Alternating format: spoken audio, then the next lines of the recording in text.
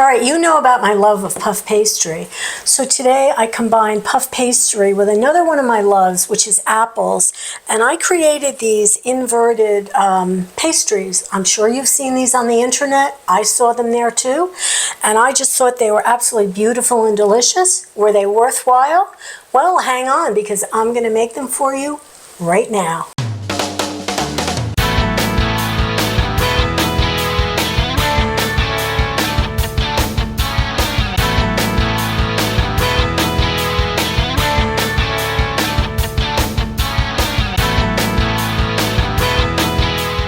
Welcome to Secret Kitchens of New Jersey. Today I'm going to do something that I actually saw on the internet. It was everywhere. And like you, like all of you, I see lots of things on the internet, and some of them I think, that looks good, I'm going to try it. This is one of them. Turned out it was excellent, and I've already made this multiple times to rave reviews, so I want to share it. It's kind of like an upside down pastry. We're going to be using apples. One more reason you got to keep puff pastry in the freezer. So I have one piece of puff pastry. It's already been thawed. I'm going to take my pizza cutter. I'm going to cut it into 6 pieces. Like so. It's cut. All right, and what I'm going to do now is I'm actually going to return it to the refrigerator because I want it to stay nice and cold.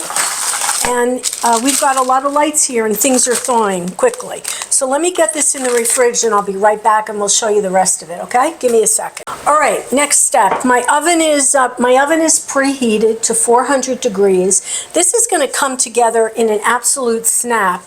I'm using apples. You could use peaches. You could use, oh God, just about any fruit. I think it would be delicious with pears. But I have so many Honeycrisp apples, and I decided to use that. All right, so we're going to have 6 pastries. And I was gifted some of this ginger honey, and I'm going to use this. And what I'm going to do, this is not something you have to worry about, like being perfect. Because, if you know anything about the Secret Kitchen, we are delightfully imperfect. And we like it that way. Okay, so here's my honey. All right, here's what we're going to do. Take a spoon, kind of mush this. The honey is going to be kind of like our glue. Like so. All right. All right, so I've got my apples, I've got some sliced almonds here, and I've got some spices. So the first thing I'm going to do is I'm going to put some almonds down. The honey, like I said, is kind of like the glue. As far as measurements, this is something, I love this because you don't have to be like specific on how much or how little. Okay, that looks good to me. Now I'm going to lay out some apples, and I've already sliced them, obviously. These are Honeycrisp, left on the skin, because why not? And cut them roughly about 1/4 inch. And I'm just going to kind of lay these out, like so. Kind of overlapping them a little bit. Again, we don't have to be perfect here. And that's probably one of the reasons I love it. All right, so you get the idea. So let me get them all done, and I'll show you what we do next. Do the one in the center. I'll do one more for you here. Okay. All right. My oven is ready. All right, so as you can see, I've got my apples all laid out, 6 of them. I had cut up, I'm going to say, what did I cut up? Like 3 Honeycrisp, medium-sized Honeycrisp apples. Obviously, I didn't use all of them. I've got about 5 or 6 apples in each one. Not a big deal, as long as you have enough apples there. I had squirted a little bit of lemon juice on these also, so we're also going to get the lemon juice flavor. All right, so I've got some, I want to put some seasoning on here, some spices. I've got some cinnamon. You use whatever you want, anything that's going to obviously go delicious with apples. This is going to be like a hand pastry situation. Okay, and let's see, I've got some apple pie spice, and it's only because I have it. I've used this before. Why not? Let's put it out there. Okay, whoops. You'll be a lot neater than me. Oh, gosh, all right. All right, so if you want to, and I feel like I do, I'm going to just give a little extra squirt, of this honey. Like so. Okay, there we go. I'll clean up my honey later. And you know what? I think I'm even going to add some extra nuts because we just like the nuts, the almonds, the sliced almonds. These are going to cook super quickly. Okay, so the next step is I'm going to get my my puff pastry out of the fridge, and you'll see what I do. Let me get it for you. Okay, whoops. All right, here's what we do. This is so easy, but so good. All right, so I take one and just kind of press it in place. And I'm going to repeat this on all of them.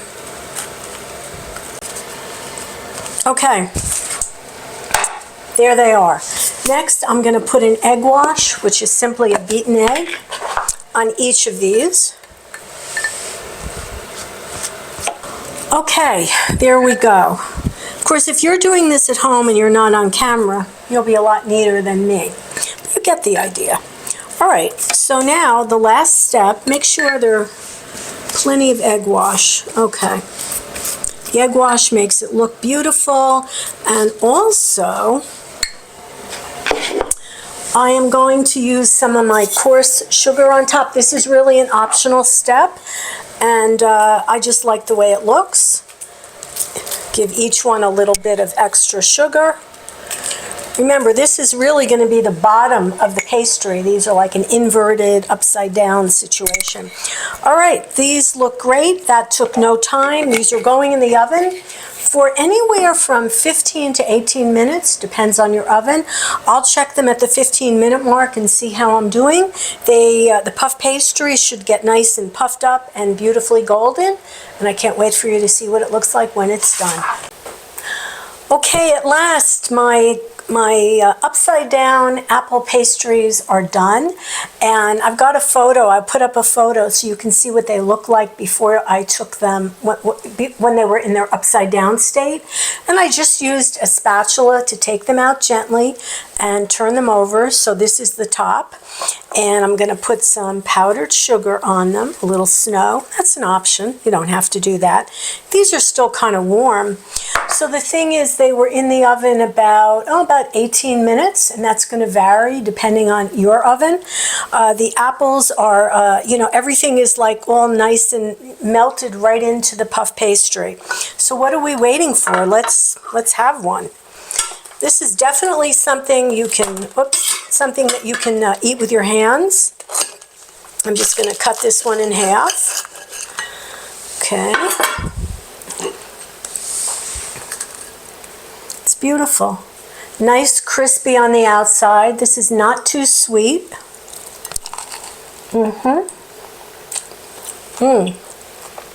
Got the honey, the ginger honey that I used, but even regular honey is wonderful.